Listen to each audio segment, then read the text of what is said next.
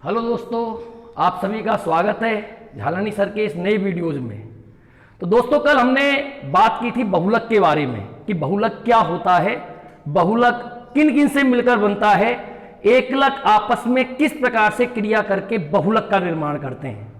तो उसी वीडियोज को हम आगे बढ़ाते हैं। हमने कल जो बात की थी वो बहुलकों की बात की कि पॉलीथीन, पॉलीवाइनिल क्लोराइड, पॉलीवाइनिल साइनाइड, इन बहुलकों का निर्माण हमने किस प्रकार से किया। मैं एक बार दोबारा बोल दूं, जब हम एथीन का बहुलकीकरण कराते हैं तो पॉलीथीन बनता है। मैंने तुमको बताया ये छोटे छोटे अणु हैं और ये छोटे छोटे अणु आपस में क्रिया करके एक बड़े अणु का निर्माण करते हैं। जो बड़ा अणु होता है वो बहुलक होता है, जो छोटे छोटे अणु होते हैं वो एकलक होता है। और एकलक से जब बहुलक का निर्माण होता है तो हमें एकलक से जब बहुलक का निर्माण होता है तो इस क्रिया को बहुलकीकरण कहते हैं। तो दोस्तों, कल हमने पॉलीथीन, पॉलीवाइनिल क्लोराइड, पॉलीवाइनिल साइनाइड, पॉलीस्टाइरीन, पॉलीमेथिल मेथएक्रिलेट, पॉलीटेट्राफ्लोरोएथीन बहुलक की बात की थी। हमने इसमें बताया कि इनमें से अपने को पॉली शब्द को हटाना है और पॉली शब्द को हटाने के बाद जो शेष भाग होता है उसका बहुलकीकरण कराना है। उसके बहुलकीकरण से हमें ये बहुलक प्राप्त होते हैं। फिर हमने ये भी देखा कि इस जितने भी ये बहुलक हैं, इन सभी बहुलकों में एकलक इकाइयां जो हैं ये सभी एक प्रकार की हैं। एथीन है, केवल एथीन है। एथीन के बहुत सारे छोटे छोटे अणु हैं, एक ही प्रकार का एकलक है, तो हमने इनको सभी को समबहुलक भी कहा। फिर दूसरी बात हमने कल ये भी देखा था पहले वाले वीडियोज में कि इन बहुलकों में कोई भी बाई प्रोडक्ट नहीं, जो ये बहुलक है इनमें कोई बाई प्रोडक्ट नहीं बनता, तो सबके सब योगात्मक बहुलक हैं। दोस्तों, आज हम देखते हैं कि जो ये बहुलक हमने निर्माण किया है इन बहुलकों का, कि इन बहुलकों के क्या गुण हैं, इनमें कौन कौन से गुण पाए जाते हैं, इन बहुलकों का उपयोग क्या है। तो दोस्तों, सबसे पहले हम बात करते हैं पॉलीथीन, पॉलीएथीन, शॉर्ट में हम इसको पीई भी बोल सकते हैं। यदि हम पॉलीथीन की बात करें, सबसे पहले इस बहुलक को बनाया गया इंग्लैंड में सन 1933 में। जो ये पॉलीथीन होती है, यदि हम इस पॉलीथीन का वर्गीकरण करें तो इस पॉलीथीन को हम दो भागों में विभाजित करते हैं। नंबर पहला होता है LDPE और नंबर दूसरा होता है HDPE। ये दो प्रकार की पॉलीथीन होती है, लो डेंसिटी पॉलीएथीन और हाई डेंसिटी पॉलीएथीन। हिंदी में बोलेंगे इसको अल्प घनत्व पॉलीथीन, अल्प घनत्व पॉलीथीन, पॉलीएथीन या पॉलीथीन बोल सकते हैं, पॉलीथीन या पॉलीएथीन। और दूसरा हम देखते हैं उच्च घनत्व पॉलीथीन, उच्च घनत्व पॉलीथीन। ये दो प्रकार की पॉलीथीन होती है। अब हमने पॉलीथीन को दो भागों में बांटा है। यदि हमको अल्प घनत्व पॉलीथीन का निर्माण करना है या हमको उच्च घनत्व पॉलीथीन का निर्माण करना है, निर्माण में दोनों में समीकरण तो यही होगा। हमको वही एथीन का बहुलकीकरण करना है, उसके बहुलकीकरण से हमें पॉलीथीन प्राप्त होगी। लेकिन यहां कुछ शर्त अलग है। यहां अपने को यह देखना होता है कि हमें अल्प घनत्व पॉलीथीन बनानी है या उच्च घनत्व पॉलीथीन बनानी है, इनके लिए कितने ताप की आवश्यकता होती है, कितना दाब चाहिए, कौन सा उत्प्रेरक हम प्रयुक्त करते हैं। तो सबसे पहले हम देखते हैं कि जो अल्प घनत्व पॉलीथीन होती है, अल्प घनत्व पॉलीथीन, इस पॉलीथीन को बनाने के लिए 350 से 570 केल्विन ताप की आवश्यकता होती है। 1000 से 2000 वायुमंडलीय दाब की आवश्यकता होती है। और इस पॉलीथीन को बनाने के लिए पेरोक्साइड उत्प्रेरक की आवश्यकता होती है। यह कंडीशन है इस पॉलीथीन का निर्माण करने के लिए। समीकरण तो वही होगा, एथीन का बहुलकीकरण होगा, पॉलीथीन बनेगी। लेकिन यदि हमें अल्प घनत्व पॉलीथीन का निर्माण करना है तो 350 से 570 केल्विन ताप, 1000 से 2000 वायुमंडलीय दाब, और जो ये अभिक्रिया होती है, ये अभिक्रिया जो होती है पेरोक्साइड की उपस्थिति में होती है। तो हम इसको इस प्रकार से बोल सकते हैं कि जब एथीन का बहुलकीकरण पेरोक्साइड की उपस्थिति में 350 से 570 केल्विन ताप और 1000 वायुमंडलीय दाब पर करते हैं तो हमें अल्प घनत्व पॉलीथीन प्राप्त होती है। ये शर्तें हैं इस पॉलीथीन को बनाने के लिए। और अपने पास दूसरी पॉलीथीन है उच्च घनत्व पॉलीथीन। यदि हमको इस पॉलीथीन का निर्माण करना है तो उच्च घनत्व पॉलीथीन के लिए हमें 333 से 343 केल्विन ताप की आवश्यकता होती है, 6 से 7 वायुमंडलीय दाब की आवश्यकता होती है। और इस अभिक्रिया के लिए जो हमें उत्प्रेरक चाहिए वो उत्प्रेरक याद रखना है तिस्किलर नट्टा उत्प्रेरक। तिस्किलर नट्टा उत्प्रेरक, इस उत्प्रेरक की आवश्यकता होती है। कई किताबों में, कई बुकों में इसको जिगलर नट्टा उत्प्रेरक भी कहते हैं। अब ये उत्प्रेरक होता क्या है? इस उत्प्रेरक के लिए ट्राईएथिल एल्यूमिनियम, ट्राईएथिल एल्यूमिनियम, ट्राईएथिल एल्यूमिनियम और टाइटेनियम टेट्राक्लोराइड, इन दोनों से मिलकर यह बनता है तिस्किलर नट्टा उत्प्रेरक। ट्राईएथिल एल्यूमिनियम, ट्राई 3 हो गए, 3 ट्राईएथिल हो गया, ट्राईएथिल एल्यूमिनियम हो गया, टाइटेनियम टेट्राक्लोराइड हो गया, इनसे मिलकर यह उत्प्रेरक बनता है। तो दोस्तों यदि हमको उच्च घनत्व पॉलीथीन का निर्माण करना है तो इस पॉलीथीन का निर्माण करने के लिए हम एथीन का बहुलकीकरण कराते हैं, तिस्किलर नट्टा उत्प्रेरक की उपस्थिति में कराते हैं। 333 से 343 केल्विन ताप रखते हैं और 6 से 7 वायुमंडलीय दाब रखते हैं। तो हम इसको इस प्रकार से बोल सकते हैं कि जब एथीन का बहुलकीकरण तिस्किलर नट्टा उत्प्रेरक की उपस्थिति में 333 से 343 केल्विन ताप और 6 से 7 वायुमंडलीय दाब पर कराते हैं तो हमें उच्च घनत्व पॉलीथीन प्राप्त होती है। तो ये तो थी इनके बनाने की विधि कि हम एलडीपीई का निर्माण और एचडीपीई का निर्माण कैसे करते हैं। अब हम आगे देखते हैं कि जो ये दोनों पॉलीथीन है इनके गुण क्या हैं, इनके उपयोग क्या हैं। तो सबसे पहले यदि हम अल्प घनत्व पॉलीथीन की बात करें, इसका घनत्व का मान कम होता है, इसके घनत्व का मान उच्च होता है क्योंकि इसकी संरचना होती है शाखित। शाखित संरचना के कारण इस पॉलीथीन का घनत्व कम है, तनन सामर्थ्य कम है, घनत्व कम है, गलनांक का मान भी कम है। यदि हम इसके गलनांक की बात करें तो इसका गलनांक लगभग 110 डिग्री सेंटीग्रेड के लगभग होता है। इस पॉलीथीन की संरचना होती है रेखीय। इसमें जो अपने पास एकलक इकाइयों की श्रृंखला होती है वो एक के ऊपर एक, एक के ऊपर एक, एक के ऊपर एक निकटतम संकुलित होती है, एक सुसंकुलित संरचना बना लेती है। संरचना रेखीय है और एक के ऊपर एक श्रृंखलाएं निकटतम आपस में जुड़ती जाती हैं। इस संरचना के कारण इसके घनत्व का मान जो होता है वो उच्च होता है। इसकी तनन सामर्थ्य, गलनांक आदि के मान भी उच्च होते हैं। इसका गलनांक लगभग 144 से 150 डिग्री सेंटीग्रेड के मध्य होता है। यदि हम और दूसरी बात करें, जो ये पॉलीथीन होती है कमरे के ताप पर एल्कोहल में, जल में एबिले होती है। यदि हम इस पॉलीथीन की बात करें तो ये पॉलीथीन एल्कोहल में, जल में एबिले होती है, लेकिन उच्च ताप पर कार्बन टेट्राक्लोराइड, जाइलिन, टॉलुइन आदि में विलय होती है। जो ये पॉलीथीन है रसायनों के प्रति अक्रिय होती है। सबसे अधिक इसका उपयोग पैकेजिंग में किया जाता है, पैकिंग में किया जाता है, या इसका उपयोग बोतल बनाने में किया जाता है। कृषि क्षेत्र में लचीले पाइप जो होते हैं उनको बनाने में इसका उपयोग किया जाता है। तो हमने इस पॉलीथीन के बारे में क्या क्या देखा है? पहला पॉइंट तो यह है कि इस पॉलीथीन की संरचना शाखित होती है। शाखित संरचना के कारण इसकी तनन सामर्थ्य, गलनांक आदि के मान कम होते हैं। जो ये पॉलीथीन होती है एल्कोहल में, जल में एबिले होती है, लेकिन कार्बन टेट्राक्लोराइड, टॉलुइन, जाइलिन आदि में विलय होती है। इस पॉलीथीन का उपयोग पैकिंग में किया जाता है, बोतलों के निर्माण में किया जाता है, कृषि क्षेत्र में पाइपों के निर्माण में इस पॉलीथीन का उपयोग किया जाता है। अब यदि हम बात करें एचडीपीई की, तो मैंने अभी तुमको बताया कि इस पॉलीथीन की जो संरचना होती है वो रेखीय होती है। इसमें जो श्रृंखलाएं होती हैं वो एक के ऊपर एक निकटतम संकुलित होती हैं, एक सुसंकुलित संरचना बना लेते हैं। इस सुसंकुलित संरचना के कारण ही इनके घनत्व का मान उच्च होता है, इनके तनन सामर्थ्य का मान उच्च होता है, इनके गलनांक का मान उच्च होता है। यदि हम दोनों की कठोरता की तुलना करें, यह पॉलीथीन जो होती है वो इसकी तुलना में अधिक क्रिस्टलीय होती है। इस पॉलीथीन का उपयोग यदि हम देखें कूड़ेदान बनाने में, बाल्टियां बनाने में, बोतलों के निर्माण में, पाइप बनाने में इस पॉलीथीन का उपयोग किया जाता है।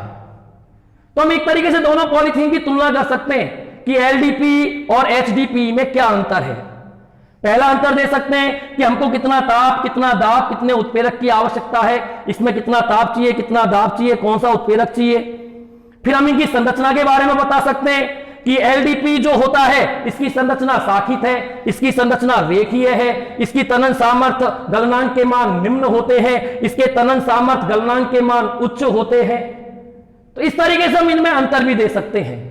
तो दोस्तों ये पहला अपना जो बहुलक था वो था पॉलीथीन। हमने इसका वर्गीकरण किया और हमने इसके गुण और उपयोग की बात की। अब हम दूसरा बहुलक देखते हैं, पॉलीवाइनिल क्लोराइड। यदि हम पॉलीवाइनिल क्लोराइड है, इसको हम शॉर्ट में पीवीसी भी बोलते हैं। पीवीसी का पूरा नाम यदि अपने से पूछा जाए तो पीवीसी का पूरा नाम होता है पॉलीवाइनिल क्लोराइड। हमने देखा जब हम वाइनिल क्लोराइड का पेरोक्साइड की उपस्थिति में बहुलकीकरण कराते हैं तो हमें यह बहुलक प्राप्त होता है, पॉलीवाइनिल क्लोराइड। अब पॉलीवाइनिल क्लोराइड बहुलक के हम गुण की बात करें, उपयोग की बात करें, तो जो ये बहुलक होता है पॉलीवाइनिल क्लोराइड, ये सामान्य ताप पर यदि हम बात करें तो ये बहुलक एल्कोहल में और जल में अविलेय होता है। एल्कोहल और जल में अविलेय होता है। लेकिन यदि हम कार्बन डाइसल्फाइड CH2 और कीटोन से मिलाकर यदि कोई विलायक बनाए तो इन दोनों को मिलाकर जो विलायक बनता है उसमें यह बहुलक विलेय होता है। अब यह बहुलक जो होता है चमकीला होता है, कठोर होता है, दृढ़ होता है।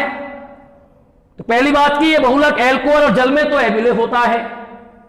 दूसरी बात, यदि हम कार्बन डाइसल्फाइड और कीटोन से मिलाकर यदि कोई विलायक बनाए और उसमें इस बहुलक को घोलें तो यह आसानी से घुल जाता है।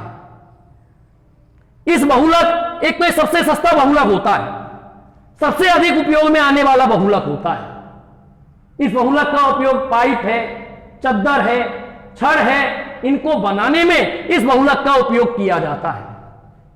तो हमने इसके गुण की बात की। गुण तो ये हो गए कि बहुलक जो होता है चमकीला होता है, दृढ़ होता है, कठोर होता है। यह बहुलक एल्कोहल और जल में अविलेय होता है। यह बहुलक कार्बन डाइसल्फाइड और कीटोन से मिलकर जो विलायक बनता है उसमें यह बहुलक विलेय होता है। सबसे सस्ता बहुलक होता है, सबसे अधिक उपयोग में आने वाला बहुलक होता है। अब इस बहुलक के हम दो गुणों की बात करते हैं। एक गुण क्या है, यदि हम इस बहुलक को पीवीसी को क्लोरोबेंजीन में विलेय करें, क्लोरोबेंजीन, यदि इस बहुलक को क्लोरोबेंजीन में विलेय किया जाए तो इस बहुलक का क्लोरीनीकरण हो जाता है। इस बहुलक का क्लोरीनीकरण हो जाता है, तब इस बहुलक को कहा जाता है क्लोरीनीकृत पीवीसी, क्लोरीनीकृत पीवीसी। यदि हम इस बहुलक को क्लोरोबेंजीन में विलेय करें तो इस बहुलक का क्लोरीनीकरण हो जाता है, तब इसे क्लोरीनीकृत पीवीसी कहा जाता है। और इस क्लोरीनीकृत पीवीसी का उपयोग यदि हम देखें चिपकाने वाले पदार्थ, रेसे आदि को बनाने में इसका उपयोग किया जाता है। तो एक स्पेशल गुण है। ऐसे एक स्पेशल गुण है, अपने पास एस्टर होता है। एस्टर को यदि हमको मुलायम करना है तो एस्टर को मुलायम करने के लिए हम इसमें पीवीसी मिला देते हैं। पीवीसी मिलाने पर एस्टर मुलायम हो जाता है। उस मुलायम एस्टर का उपयोग जो होता है वो किया जाता है वाइनिल चमड़े के रूप में। वाइनिल चमड़े के रूप में उसका उपयोग किया जाता है। जब एस्टर में इसको मिला दिया जाता है तो एस्टर का एक तरीके से हम बोल सकते हैं प्लास्टिसाइजर हो जाता है, एस्टर मुलायम हो जाता है, जिसका उपयोग वाइनिल चमड़े के रूप में किया जाता है। इस वाइनिल चमड़े का उपयोग क्या है, बरसाती कोट बनाने में, फर्श की पॉलिश बनाने में, पर्दे के कपड़े बनाने में इस चमड़े का उपयोग किया जाता है। तो दोस्तों ये दूसरा बहुलक अपने पास था पॉलीवाइनिल क्लोराइड, जिसको हमने शॉर्ट में बोला पीवीसी। फिर हमने इस बहुलक के गुण और उपयोग की बात की, तो ये दूसरा बहुलक अपने पास हुआ। अब हम देखते हैं तीसरा बहुलक। तीसरा बहुलक अपने पास है पॉलीवाइनिल साइनाइड। इसको हम पॉलीएक्रिलोनाइट्राइल भी कहते हैं, शॉर्ट में इसको बोलते हैं PAN, पी से बना पॉली, ए से बना एक्रिलो, एन से बना नाइट्राइल, तो इसका शॉर्ट में नाम PANB है। अब यह बहुलक कैसे बनता है? यदि हम इस बहुलक की बात करें, जब बाइनिल साइनाइड का परऑक्साइड की उपस्थिति में बहुलकीकरण होता है तो पॉली बाइनिल साइनाइड या पॉली एक्रिलोनाइट्राइल बहुलक का निर्माण होता है।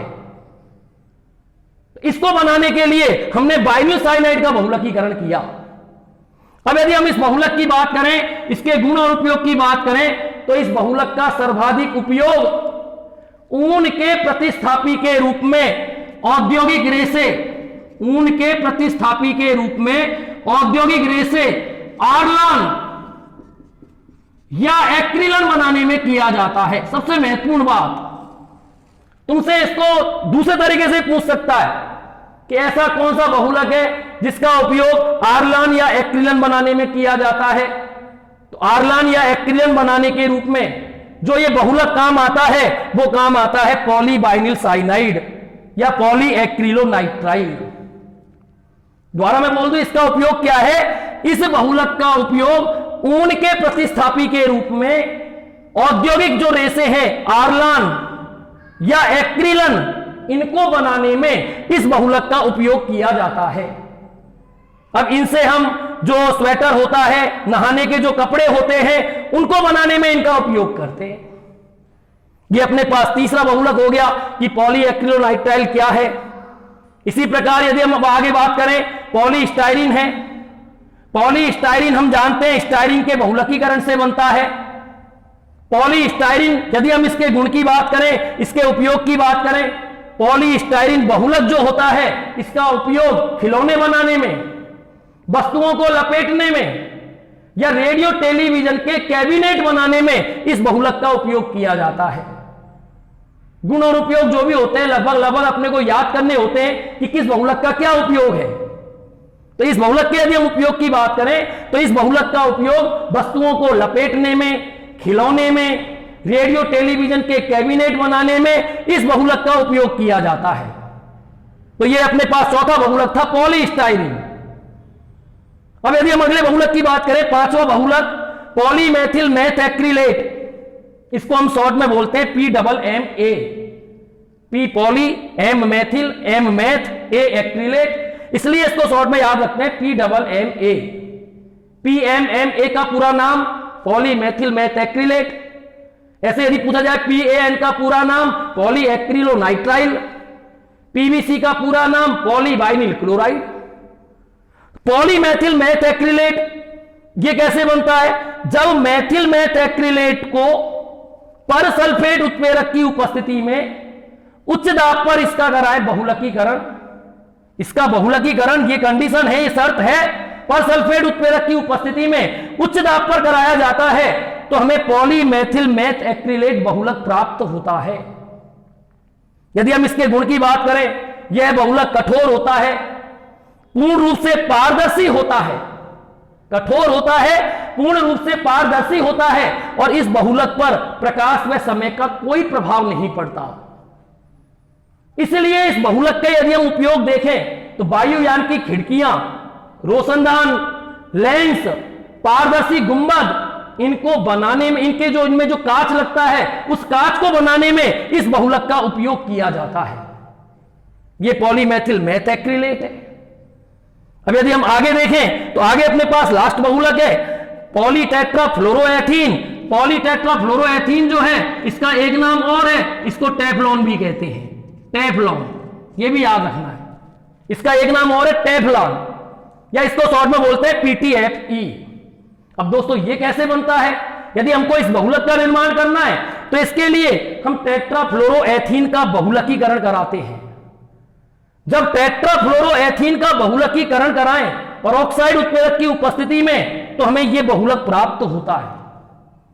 यदि हम इसका महत्वपूर्ण उपयोग देखें तो इसके उपयोग जो अपने रसोई में जो बर्तन होते हैं जिनके नीचे की सतह को नॉन स्टिक बनाने के लिए, जिससे भोजन उस पर चिपके नहीं, उस सतह को बनाने के लिए इस बहुलक का उपयोग किया जाता है। तो ये लास्ट में जो बहुलक था वो पॉलीटेट्राफ्लोरोएथीन था।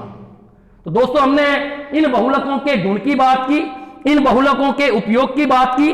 2 मिनट में मैं दोबारा एक बार सभी बहुलकों को बोल देता हूं। सबसे पहले हमने पॉलीथीन की बात की। हमने बताया पॉलीथीन 2 प्रकार की होती है, एक एलडीपी होती है, एक एचडीपी होती है। अल्प घनत्व पॉलीथीन, उच्च घनत्व पॉलीथीन। जब एथीन का बहुलकीकरण 350 से 570 केल्विन ताप, 1000 से 2000 वायुमंडलीय दाब पर परऑक्साइड की उपस्थिति में कराते हैं तो अल्प घनत्व पॉलीथीन प्राप्त होती है। जब एथीन का बहुलकीकरण तिस्किलर नट्टा उत्प्रेरक की उपस्थिति में 333 से 343 केल्विन ताप 6 से 7 वायुमंडलीय दाब पर कराते हैं तो हमें उच्च घनत्व पॉलीथीन प्राप्त होती है।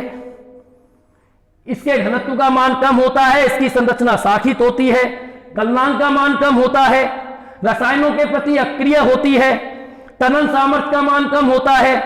इस पॉलीथीन के घनत्व का मान अधिक होता है, गलनांक का मान अधिक होता है, इसकी संरचना जो होती है वो रेखीय होती है। इस संरचना के कारण यदि हम बात करें तो इसके कारण इसके तनन सामर्थ्य का मान अधिक होता है। इसका उपयोग कृषि में काम आने वाले पाइप, बोतल आदि बनाने में किया जाता है। इस बहुलक का उपयोग बाल्टी, कूड़ेदान, पाइप आदि बनाने में किया जाता है। दूसरा, हमने पॉलीवाइनिल क्लोराइड की बात की, पीवीसी की बात की। यह बहुलक कठोर होता है, चमकीला होता है, दृढ़ होता है। यह बहुलक एल्कोहल और जल में एबिले होता है। कार्बन डाइसल्फाइड और कीटोन से मिलकर बने विलायक में यह विलय होता है। यदि हम बात करें, यदि इस बहुलक को हमने क्लोरोबेंजीन में विलय किया तो इसका क्लोरीनीकरण हो जाता है और क्लोरीनीकरण होने पर इसे हम बोलते हैं क्लोरीनीकृत पीवीसी। और इस क्लोरीनीकृत पीवीसी का उपयोग यदि हम देखें तो क्लोरीनीकृत पीवीसी का उपयोग यदि हम बात करें तो ये क्लोरीनीकृत पीवीसी, इसके उपयोग की यदि हम कहें तो रेसे को बनाने में, चिपकाने वाले पदार्थ में इसका उपयोग करते हैं। एस्टर में यदि इसको मिलाया जाता है, प्लास्टिसाइजर के रूप में इसका उपयोग करें तो एस्टर मुलायम हो जाता है, जिसका उपयोग वाइनिल चमड़े के रूप में किया जाता है। वाइनिल चमड़े का उपयोग बरसाती कोट बनाने में, पर्दे के कपड़े बनाने में, फर्श की पॉलिश में, इसमें इसका उपयोग किया जाता है। फिर हमने बात की थी कि पॉलीवाइनिल साइनाइड, जिसको शॉर्ट में पीएन बोलते हैं, पॉलीएक्रिलोनाइट्राइल कहते हैं, इसको बनाने के लिए हम वाइनिल साइनाइड का बहुलकीकरण कराते हैं, जिससे हमको पॉलीवाइनिल साइनाइड प्राप्त होता है। इस बहुलक का उपयोग ऊन के प्रतिस्थापी के रूप में ऑर्लान या एक्रिलन बनाने में इस बहुलक का उपयोग किया जाता है। इसकी बात करी, जब स्टाइरिन का बहुलकीकरण कराया जाता है तो हमें पॉलीस्टाइरिन बहुलक प्राप्त होता है। पॉलीस्टाइरिन का यदि हम उपयोग देखें खिलौने बनाने में, वस्तुओं को लपेटने में, रेडियो टेलीविजन के कैबिनेट बनाने में इस बहुलक का उपयोग किया जाता है। फिर अगला हमने बात की थी पॉलीमेथिल मेथ एक्रिलेट। जब मेथिल मेथ एक्रिलेट का परसल्फेट और उच्च दाब पर बहुलकीकरण कराया जाता है तो यह बहुलक प्राप्त होता है। कठोर होता है, पूर्ण रूप से पारदर्शी होता है, इस पर प्रकाश व समय का कोई प्रभाव नहीं होता। इसका उपयोग वायुयान की खिड़कियों, पारदर्शी गुंबद, लेंस आदि पर कांच के रूप में किया जाता है। लास्ट में जो बहुलक हमने पढ़ा वो था टेफ्लॉन, जिसको हमने पॉलीटेट्राफ्लोरोएथीन भी कहते हैं। इसको बनाते हैं टेट्राफ्लोरोएथीन के बहुलकीकरण से। तो दोस्तों ये तो थे जो अपने पास सभी के सभी योगात्मक बहुलक हैं, सभी के सभी सम बहुलक हैं, सभी में एक ही प्रकार के एकलक हैं, सभी में कोई भी बाई प्रोडक्ट का निर्माण नहीं होता, इसलिए सबके सब योगात्मक बहुलक भी कहते हैं। अब हम आगे बात करते हैं कि पॉलीएमाइड बहुलक क्या होते हैं। हाँ दोस्तों, अब हम बात करते हैं पॉलीएमाइड बहुलक की। पॉलीएमाइड बहुलक, पॉलीएमाइड बहुलक क्या होते हैं, इन बहुलकों का हम निर्माण कैसे करते हैं। दोस्तों यदि सबसे पहले हम देखें कि पॉलीएमाइड बहुलक होते क्या है, ऐसे बहुलक जिनमें CONH इकाई विद्यमान होती है, ऐसे बहुलक जिनमें CONH इकाई विद्यमान होती है उसे हम बोलते हैं पॉलीएमाइड बहुलक। हम बायोमोलिक्यूल्स वाले चैप्टर में देखेंगे, ये पेप्टाइड बंध होता है, जो पेप्टाइड बंध होता है उसको CONH से व्यक्त करते हैं। जिन बहुलकों में CONH इकाई विद्यमान होती है उन्हें बोलते हैं पॉलीएमाइड बहुलक। अब इस बहुलक के यदि हम उदाहरण दें तो इस बहुलक के अंतर्गत हम दो बहुलक पढ़ते हैं। नंबर पहला बहुलक हम पढ़ते हैं नायलॉन 6,6 और नंबर दूसरा बहुलक हम पढ़ते हैं नायलॉन 6। ये दो बहुलक हैं जो कि पॉलीएमाइड बहुलक होते हैं। इन दोनों बहुलकों में CONH इकाई विद्यमान होती है। सबसे पहले हम बात करते हैं नायलॉन 6,6 बहुलक। यह बहुलक कैसे बनता है, इस बहुलक का निर्माण कैसे होता है।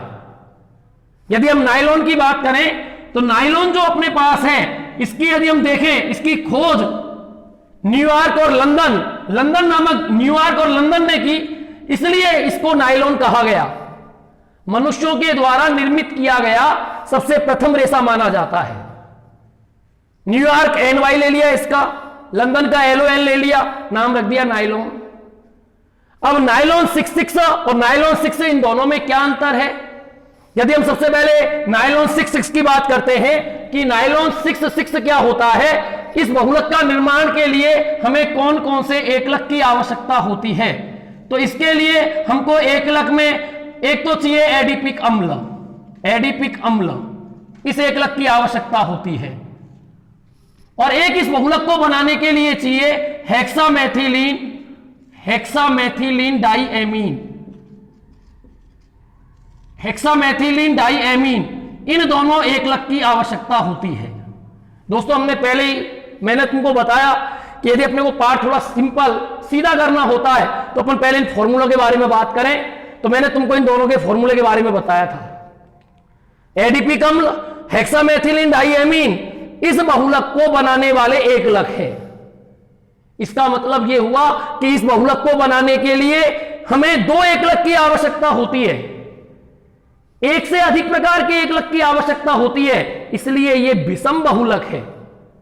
अभी तक जो हमने इससे पहले पढ़े वो सभी के सभी सम बहुलक थे, क्योंकि उनमें जो बहुलक का निर्माण हुआ एक ही प्रकार के एकलकों से हुआ। लेकिन जहां जो ये बहुलक बनेगा नायलॉन 6,6 बहुलक, इसमें एक से अधिक प्रकार के एकलक हैं।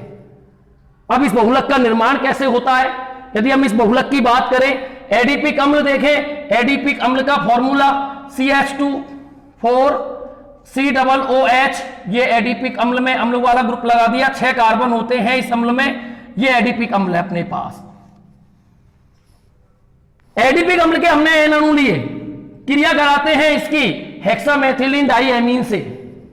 हेक्सा का मतलब 6, मैथिलीन, ये मैथिलीन अपने पास मैथिलीन ग्रुप बना दिया, 6 है। एमीन 2 NH2 चाहिए, 2 NH2 ले लिए हमने।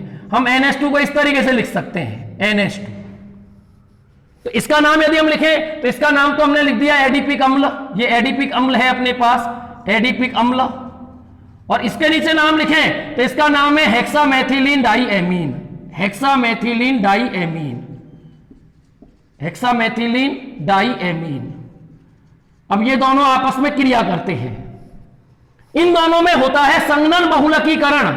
दोस्तों वो शब्द आ गया संघनन बहुलकीकरण। अभी इससे पहले मैं बात कर रहा था योगात्मक बहुलकीकरण क्या होता है। योगात्मक बहुलकीकरण में तुमने देखा एकलक इकाइयां आपस में बिना कोई बाई प्रोडक्ट बनाए, बिना कोई उप उत्पाद अणु बनाए आपस में जुड़ते गए और एक बहुलक का निर्माण किया। लेकिन हम इसमें बोल रहे संघनन बहुलकीकरण, इसका तात्पर्य यह है कि जब ये आपस में क्रिया करेंगे, जुड़ेंगे, तो छोटे छोटे अणुओं का उत्सर्जन होगा, छोटे छोटे अणु बाहर निकलेंगे, इसलिए हमने इसको बोला है संघनन बहुलकीकरण। दोनों में अंतर दे सकते हैं, योगात्मक क्या होता है, संघनन क्या होता है। योगात्मक में कोई बाई प्रोडक्ट नहीं निकलता, जो बहुलक का अणुभार जो होता है वो एकलक के अणुभार का n गुना होता है।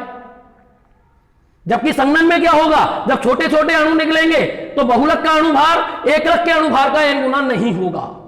अब इसमें क्या होगा, यहां यदि हम देखें इसका OH है, यहां H, जल के अणु का उत्सर्जन होगा, ये जल का अणु बाहर निकलेगा।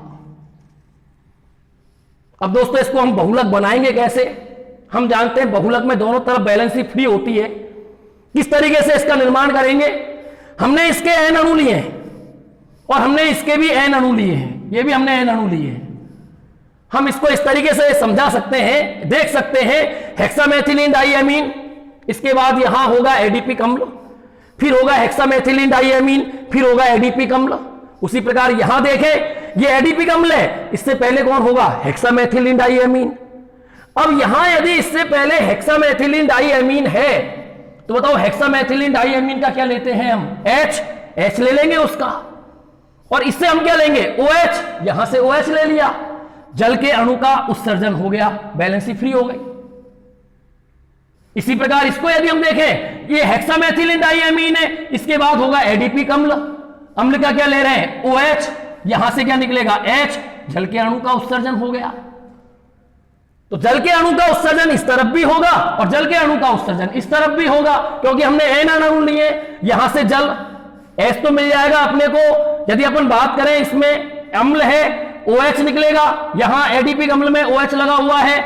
इसमें से हम यदि इसको देखें, जल के अणु का उत्सर्जन होगा, तो बताओ क्या बचा अपने पास? C, बैलेंसी को फ्री कर दिया, O, फिर आगे क्या लिखूंगा मैं? CH2 का होल 4, आगे हम लिखेंगे CO, जल के अणु का उत्सर्जन हो गया NH, CH2 का होल 6, और ये NH, इसमें H का बाहर निकलना होगा। H किसके साथ निकलेगा? जब हम आगे इसमें एडीपिक अम्ल लिखेंगे वहां से मिलेगा OH, ये क्या देगा? H, जल के अणु का उत्सर्जन होगा, बैलेंसी फ्री। बताओ कोष्टक के बाहर हमने क्या लगा दिया? N, और N अणु किसके बाहर निकल गए अपने पास? जल के। जो ये बहुलक है इसका नाम है नायलॉन 6,6।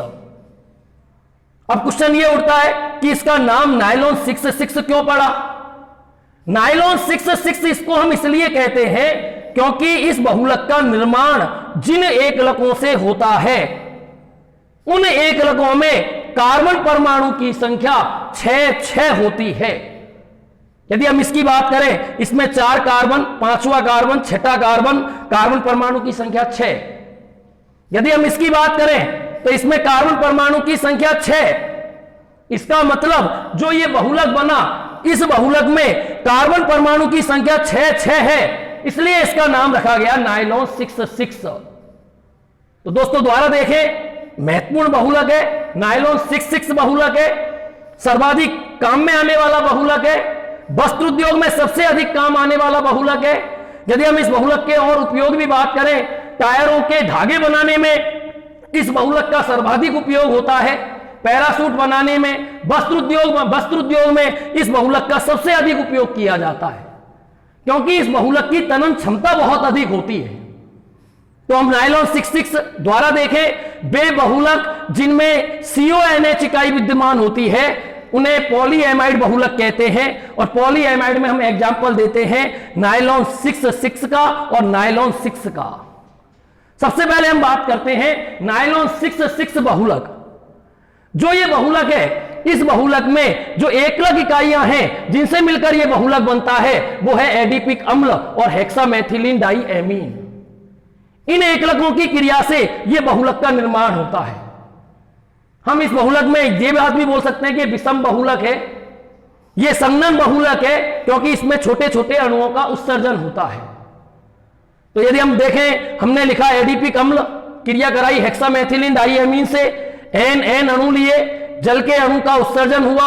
अब आगे तुम बोलोगे ये कैसे हुआ, तो भाई इससे आगे एडीपिक अम्ल है, एडीपिक अम्ल OS देगा, ये S देगा, फिर जल का अणु निकल जाएगा, बैलेंसी फ्री कर दी हमने यहां। इसी प्रकार यहां OH है, हेक्सामेथिलीन डाइएमीन का H आएगा, जल के अणु को बाहर निकाल देगा। इस प्रकार अपने पास यह बहुलक बनेगा जिसका नाम है नायलॉन 6,6। यदि हम इस बहुलक की बात करें, इसके उपयोग की बात करें, तो इस बहुलक का उपयोग टायर के रेसे बनाने में किया जाता है, वस्त्र उद्योग में इस बहुलक का उपयोग किया जाता है।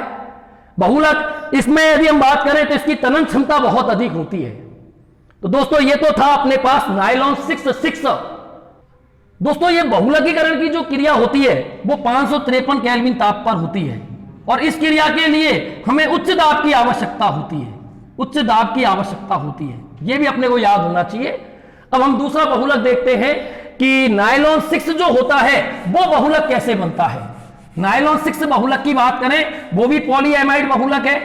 उस बहुलक में भी CONH इकाई विद्यमान होती है, अब उस बहुलक का यदि हम निर्माण करें कि उस बहुलक का निर्माण कैसे करते हैं। हाँ तो दोस्तों हम दूसरा बहुलक देखते हैं। अब नायलॉन 6, नायलॉन 6 बहुलक किस प्रकार से बनाया जाता है। यदि हमको नायलॉन 6 की बात करनी है तो दोस्तों ये भी पॉलीएमाइड बहुलक है, क्योंकि इस बहुलक में भी CONH इकाई विद्यमान होती है। इस बहुलक के यदि हम एकलक की बात करें तो इस बहुलक का एकलक होता है कैप्रोलैक्टम, कैप्रोलैक्टम ये इस बहुलक का एकलक होता है, कैप्रोलैक्टम। जब कैप्रोलैक्टम को 533 से 543 केल्विन ताप पर जल के साथ उबालते हैं तो हमको यह बहुलक प्राप्त होता है।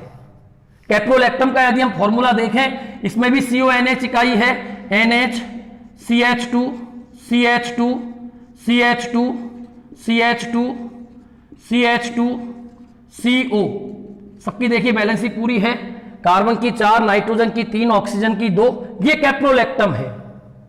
कैप्रोलैक्टम को हमने 533 से 543 केल्विन ताप, 533 से 543 केल्विन ताप पर जल के साथ उबाला।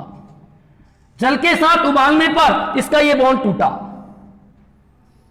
और ये बॉन्ड टूटने पर हमें ये बहुलक प्राप्त हुआ NH CH2 का होल 5 CO, ये बहुलक प्राप्त हुआ। वही देखिए इसमें CONH इकाई विद्यमान हो गई, हमने यहां इसके N अणु लिए, आपस में जुड़े और ये बहुलक बन गया।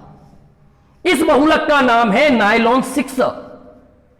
तो दोस्तों इसमें क्या हुआ, इसका नायलॉन 6 नाम क्यों पड़ा, क्योंकि इसमें यदि हम देखें जो एकलक है अपने पास कैप्रोलैक्टम, उसमें कार्बन परमाणु की संख्या 3, 4, 5, 6 है। एकलक में कार्बन परमाणु की संख्या 6 है, इसलिए इसका नाम रखा गया नायलॉन 6। अब यदि अपने पास ये बहुलक बना है, इस बॉन्ड को तोड़ा है, इस बॉन्ड को तोड़ने से ये बहुलक बना है, हम इसको इस तरीके से भी लिख सकते हैं, या हम यदि इसको दूसरे तरीके से देखें, हमने इसको जल के साथ उबाला, जल के साथ उबालने पर क्या हुआ, H इसके साथ जुड़ा, OH इसके साथ जुड़ा, बताओ अपने पास क्या बन गया, NH2 CH2 का होल 5 COOH, इसका निर्माण हुआ पहले।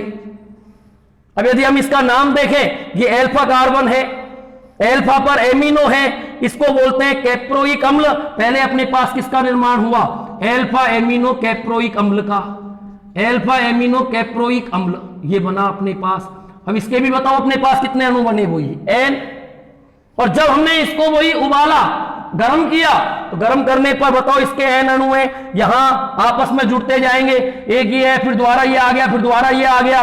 बताओ इससे पहले भी COOH नजर आएगा तुम जब लिखोगे, जब तो यहां से तो क्या निकलेगा H, यहां से H निकल गया, उसमें से जो अम्ल है उसमें से क्या निकलेगा OH, जल का अणु निकल गया, इस तरीके से बन जाएगा।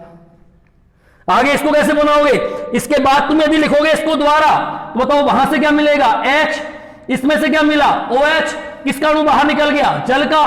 बताओ किसका निर्माण हो गया, नायलॉन 6 का। तो नायलॉन 6 जो बहुलक है, नायलॉन 6 के लिए एकलक होता है कैप्रोलैक्टम। जब कैप्रोलैक्टम को 533 से 543 केल्विन ताप पर जल के साथ उबालते हैं तो हमें नायलॉन 6 बहुलक प्राप्त होता है। अब यदि हम इस बहुलक के उपयोग की बात करें, जितने भी वाद्य यंत्र होते हैं, सितार है, गिटार है, इनके जो तार बनते हैं वो इसी बहुलक से बनाए जाते हैं। इसके अलावा इस बहुलक से रेसे भी बनाए जाते हैं। यह बहुलक सामान्यतया सफेद होता है। इस बहुलक का उपयोग भी वस्त्र उद्योग में किया जाता है। तो ये सब इस बहुलक के उपयोग हैं। तो हमने जो बात की है वो अभी बात की है पॉलीएमाइड बहुलक क्या है। तो पॉलीएमाइड में हमने अभी दो प्रकार के बहुलक देखे हैं, एक तो देखा था नायलॉन 6 बहुलक क्या है और एक देखा था नायलॉन 6 क्या है। अब दोस्तों हम बात करते हैं पॉलीएस्टर बहुलक। पॉलीएस्टर बहुलक, पॉलीएस्टर बहुलक क्या होते हैं, इस बहुलक में हम अध्ययन करते हैं टेरिलीन या डेक्रोन का। टेरिलीन या डेक्रोन बहुलक किस प्रकार से बनाया जाता है। टेरिलीन या डेक्रोन बहुलक की बात करेंगे कि इस बहुलक को किस प्रकार से बनाया जाता है। टेरिलीन या डेक्रोन पॉलीएस्टर नाम से स्पष्ट है कि इन बहुलकों का सर्वाधिक उपयोग वस्त्र उद्योग में किया जाता है। यदि हमको इस बहुलक का निर्माण करना है तो इस बहुलक के निर्माण के लिए हमको एक तो चाहिए टेरेप्थेलिक अम्ल। टेरेप्थेलिक अम्ल एकलक यदि हम देखें इस बहुलक के कि इस बहुलक में कौन कौन से एकलकों की आवश्यकता होती है, तो एक तो टेरेप्थेलिक अम्ल या टरथेलिक अम्ल भी बोलते हैं इसको, और एक हमको दूसरा इसके लिए आवश्यकता होती है एथिलीन ग्लाइकोल की, एथिलीन ग्लाइकोल। ये दोनों इस बहुलक के एकलक हैं, एक से अधिक प्रकार के एकलक हैं, इसलिए ध्यान रखना ये विषम बहुलक है। विषम बहुलक को हम सह बहुलक भी कहते हैं। तो यदि अपने को टेरिलीन या डेक्रोन का निर्माण करना है तो इसके लिए हम टेरेप्थेलिक अम्ल लेते हैं, एथिलीन ग्लाइकोल से क्रिया कराते हैं, संघनन बहुलकीकरण होता है। इसमें योगात्मक नहीं होता, संघनन होगा, क्योंकि इसमें छोटे छोटे अणुओं का उत्सर्जन होगा, छोटे छोटे अणु इसमें बाहर निकलेंगे। सबसे पहले हम टेरेप्थेलिक अम्ल देखें, बेंजीन वलय है नंबर 1 पर और नंबर 4 पर 2 अम्ल ग्रुप हैं COOH, यहां भी हमने लिख दिया COOH। ये है अपने पास टरथैलिक अम्ल या इसको बोलते हैं टेरेप्थेलिक अम्ल, टेरेप्थेलिक अम्ल है। और इसका मैंने जब तुमको सूत्र बताए तो इसमें मैंने तुमको इसका IUPAC नाम बताया कि इसको हम बेंजीन 1,4 डाइकार्बोक्सिलिक अम्ल भी कहते हैं। क्रिया करा रहे हैं, इसका संघनन बहुलकीकरण करा रहे हैं। एथिलीन ग्लाइकोल हम जानते हैं ये एथिलीन है, एथिलीन। ग्लाइकोल क्या होता है, जब 2 OH अलग अलग में पास वाले कार्बन पर होते हैं तो उसको हम बोलते हैं ग्लाइकोल। नाम हो गया अपने पास एथिलीन ग्लाइकोल, ये एथिलीन ग्लाइकोल है। क्रिया अपने पास जो होती है 420 से 460 केल्विन ताप पर यह क्रिया होती है। इस क्रिया के लिए जिंक एसीटेट में एंटीमनी ट्राइऑक्साइड इस उत्प्रेरक की आवश्यकता होती है। जिंक एसीटेट में एंटीमनी ट्राइऑक्साइड उत्प्रेरक की आवश्यकता होती है। हमने इसके एन अणु लिए, इसके भी एन अणु लिए।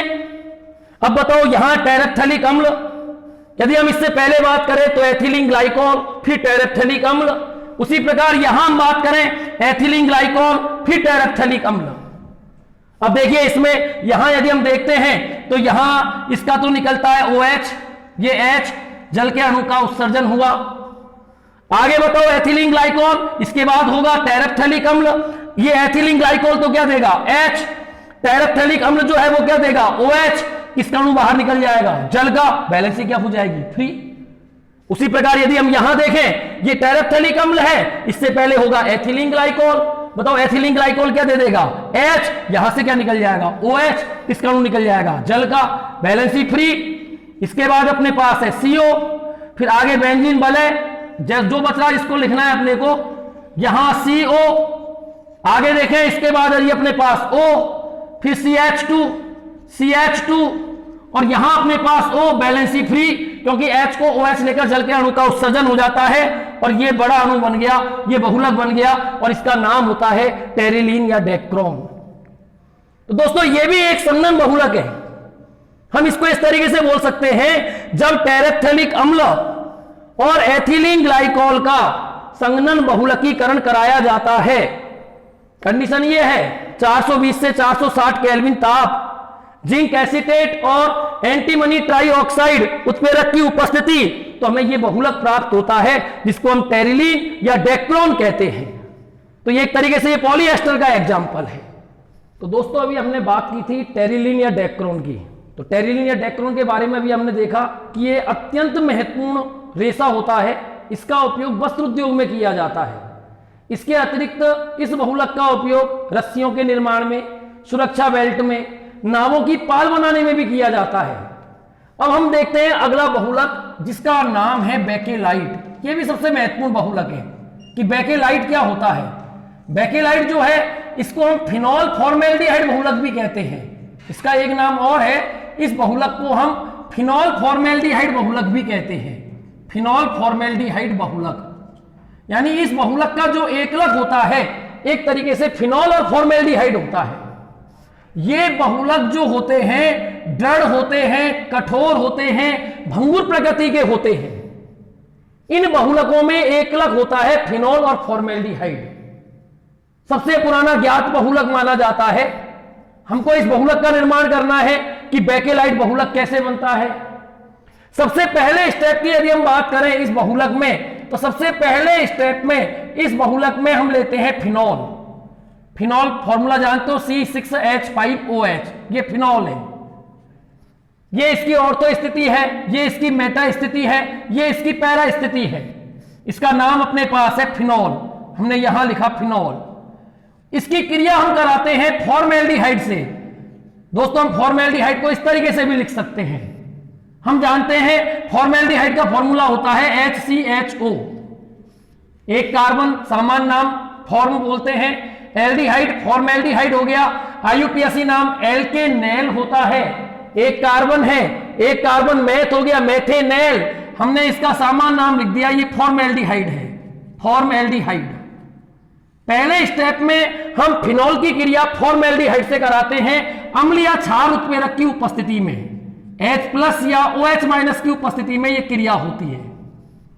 जब हम फिनॉल की रिएक्शन देखते हैं तो जब इसकी हम अनुनादी संरचना बनाते हैं तो हम ये देखते हैं कि फिनॉल ऑर्थो और पैरानिदेशी होता है।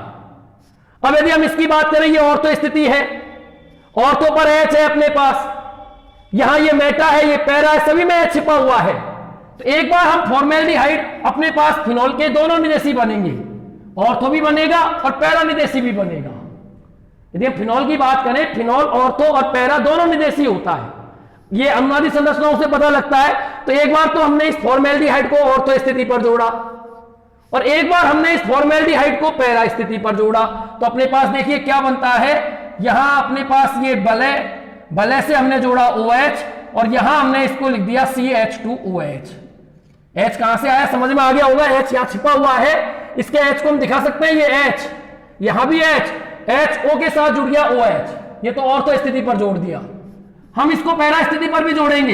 यदि हम इसको पैरा स्थिति पर भी जोड़ते हैं तो अपने पास ये OH और हमने इस फॉर्मेल्डिहाइड को पैरा स्थिति पर जोड़ दिया, यहां भी H छिपा हुआ है CH2OH, दोनों निदेशी बना दिए। ये ऑर्थो निदेशी है और ये पैरा निदेशी है। अब दोस्तों तुम जानते हो अपने पास C6H5CH2, इसको बोलते हैं बेंजिल, बेंजिल मूलक। दोस्तों ये फेनिल है, C6H5, इसको फेनिल बोलते हैं, इसको बेंजिल मूलक बोलते हैं। यदि एक H को और हटा दिया जाए, एक वैलेंसी को और फ्री कर दिया जाए, benzal, benzyl, benzal, benzo, benzyl मूलक C6H5CH2। तो ये बेंजिल अपने पास एक तरीके से C6H5CH2OH बेंजिल एल्कोहल हो गया। ये ऑर्थो स्थिति पर OH का पूर्व लगन हाइड्रोक्सी हो गया। यदि मैं इसका नाम दूं तो इसका नाम क्या होगा, ऑर्थो हाइड्रोक्सी, ऑर्थो पर हाइड्रोक्सी है, benzyl alcohol, ortho hydroxy benzyl alcohol हो गया इसका नाम। यदि हम इसका नाम दें तो ये अपने पास बेंजिल एल्कोहल है, ऑर्थो मेटा पैरा, पैरा पर हाइड्रोक्सी है, तो इसका नाम अपने पास हो गया para hydroxy benzyl alcohol, para hydroxy benzyl alcohol बन गया।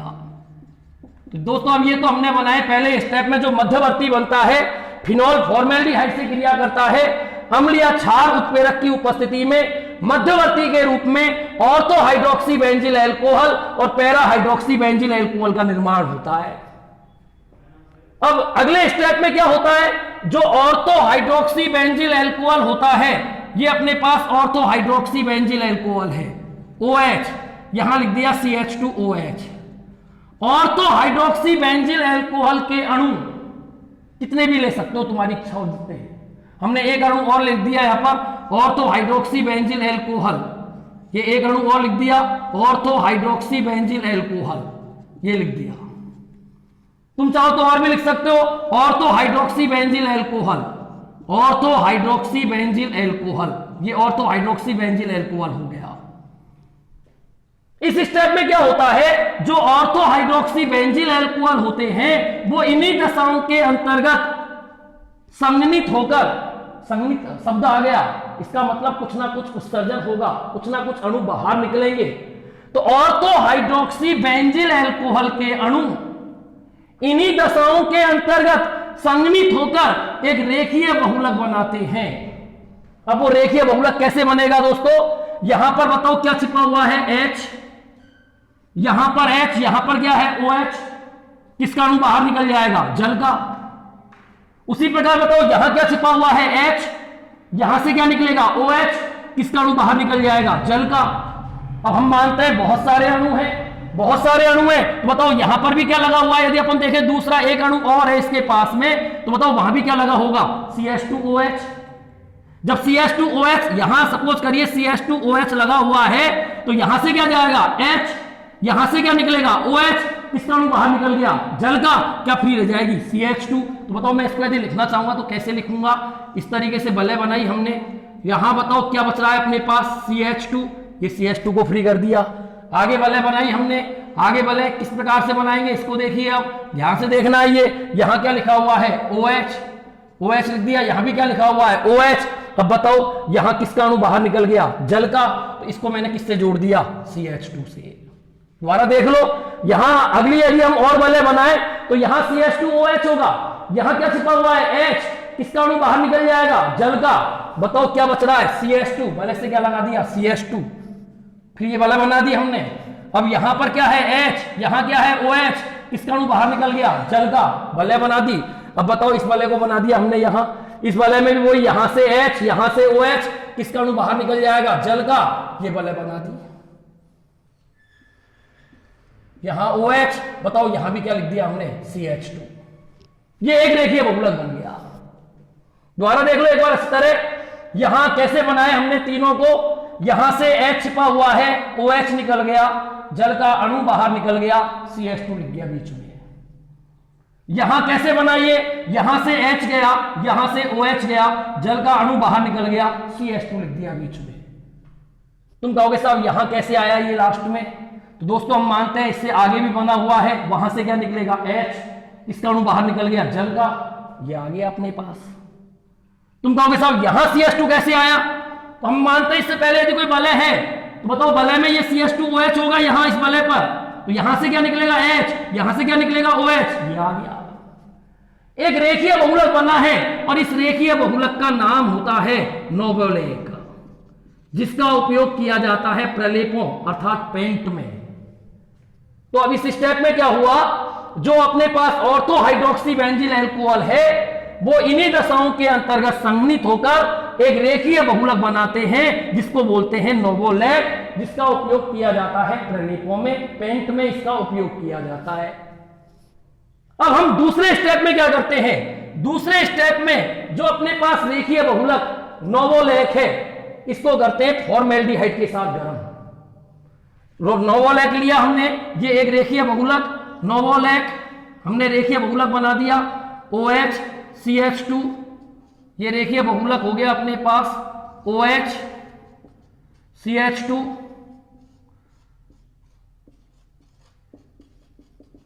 CH2 valency free, CH2 valency free, ये रेखीय बहुलक नोवोलेक है और इसको हमने गर्म किया फॉर्मेल्डिहाइड के साथ।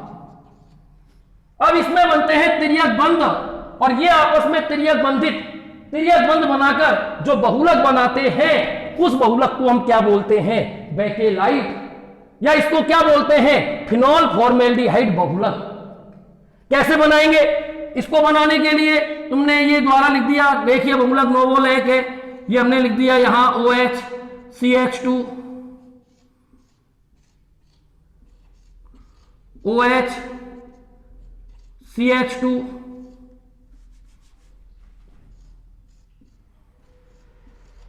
OH CH2, इसको हमने यहां भी CH2 लिख दिया, इसको हमने एक बार और लिख दिया, उल्टा करके लिख दिया हमने एक बार इसको OH CH2 OH CH2 OH, यहां CH2 लिख दिया, यहां वैलेंसी फ्री CH2। इसको किया था हमने फॉर्मेल्डिहाइड के साथ गर्म, हमने इसको यहां गर्म कर दिया फॉर्मेल्डिहाइड के साथ, इसको गर्म कर दिया फॉर्मेल्डिहाइड के साथ, इसको गर्म कर दिया फॉर्मेल्डिहाइड के साथ। हमने द्वारा देखिए इसी को लिखा है, इसी को ऊपर लिख दिया, इसी को ऊपर नीचे उल्टा करके लिख दिया। अब बताओ यहां क्या छिपा हुआ है? H, यहां क्या छिपा हुआ है? H और H किसका अणु बाहर निकल गया? जल का। दोनों तरफ बैलेंसी फ्री हो गई, बैलेंसी फ्री हो गई, इसको हटा दिया। बताओ अपने पास CH2 जो है वो किससे जुड़ गया? इससे जुड़ गया। इसको देखें, यहां क्या छिपा हुआ है? H, यहां क्या छिपा हुआ है, H। किसका अणु बाहर निकल गया, जल का। जल के अणु को बाहर निकाल दिया, ये आपस में जुड़ गया। इसको देखें, यहां क्या छिपा हुआ है, H। यहां क्या छिपा हुआ है, H। किसका अणु बाहर निकल गया, जल का। इसको आपस में जोड़ दिया। ये जो हमने बहुलक बनाया है दूसरे स्टेप में, इसका नाम है बेकेलाइट, या इसको बोलते हैं फिनॉल फॉर्मेल्डिहाइड बहुलक। दोस्तों दोबारा देखिए एक बार, फिनॉल फॉर्मेल्डिहाइड बहुलक जो है इसको बेकेलाइट भी कहते हैं। और जो ये बहुलक होता है सबसे पुराना ज्ञात बहुलक है। इस बहुलक में जो एकलक होते हैं वो फिनॉल और फॉर्मेल्डिहाइड होते हैं। सबसे पहले पद में जो फिनॉल और फॉर्मेल्डिहाइड है ये अम्ल या क्षार उत्प्रेरक की उपस्थिति में क्रिया करते हैं और एक मध्यवर्ती का निर्माण करते हैं, ऑर्थो हाइड्रोक्सी बेंजिल एल्कोहल और पैरा हाइड्रोक्सी बेंजिल एल्कोहल का। यहां ये ऑर्थो स्थिति है, एक बार CH2O को ऑर्थो स्थिति पर जोड़ना है, एक बार फॉर्मेल्डिहाइड को पैरा स्थिति पर जोड़ना है।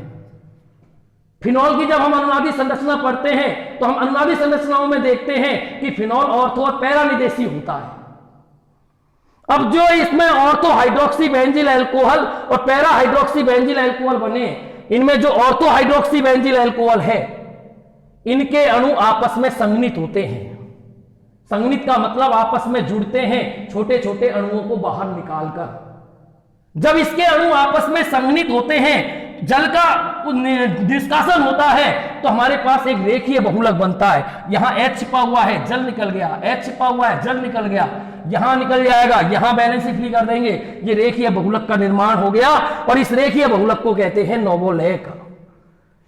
फिर अगले स्टेप में जो ये नोवोलेक है ये फॉर्मेल्डिहाइड के साथ तिर्यक बंध बनाता है। हमने एक बार नोवोलेक को लिखा, नीचे भी नोवोलेक को लिखा, फॉर्मेल्डिहाइड के साथ गर्म किया, जल के अणु का निष्कासन हो गया और एक दृढ़ कठोर बहुलक का निर्माण हुआ जिसे हम बोलते हैं बेकेलाइट, या जिसे बोलते हैं फिनॉल फॉर्मेल्डिहाइड बहुलक। इस बहुलक का उपयोग यदि हम बात करें कंघियां बनाने में, विद्युत के स्विच बनाने में, बर्तनों के हैंडल बनाने में, इस बहुलक का उपयोग किया जाता है। तो दोस्तों हमने यहां कुछ अभी बहुलकों की बात की कि बहुलक क्या है, बहुलकों के हमने किस तरीके से बहुलकों का निर्माण करते हैं। जब हम अब अगले वीडियो की बात करेंगे तो अगले वीडियो में हम बहुलकों का वर्गीकरण करेंगे, विभिन्न मापदंडों के आधार पर बहुलकों का वर्गीकरण।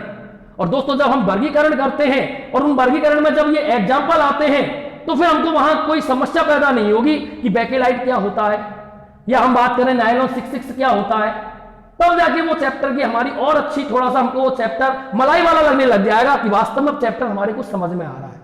दोस्तों आज का इतना ही कि हमने यहां बहुलकों को देखा। अगले वीडियोज में अब हम विभिन्न मापदंडों के आधार पर बहुलकों का वर्गीकरण करेंगे। Okay, thank you.